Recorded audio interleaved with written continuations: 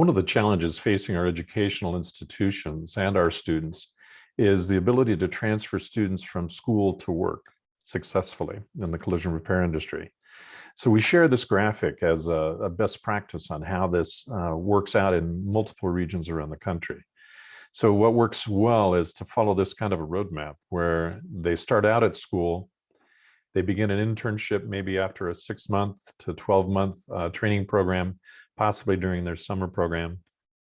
They run a 6 to 8 week internship where they're working at a shop on a limited basis. Could even be a high school program, ROP, or a community college program.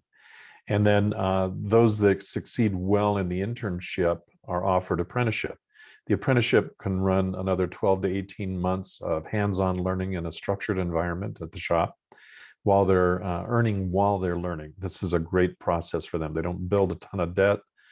They actually are getting traction with the shop, learning key skills that they need to have to succeed in the industry. This looks more like they're doing basic skills, though, at the school.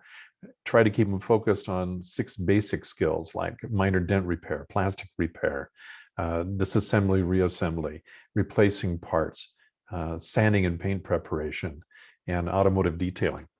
Keep them focused on that in a 6 to 12-month program. Then get them connected with shops in your region through an internship. Could last another 6 to 8 weeks, then a full apprenticeship for 12 to 18 months, and then get them at a journey level with some hands-on skills that produce value to the shop and to themselves inside of the first 90 days.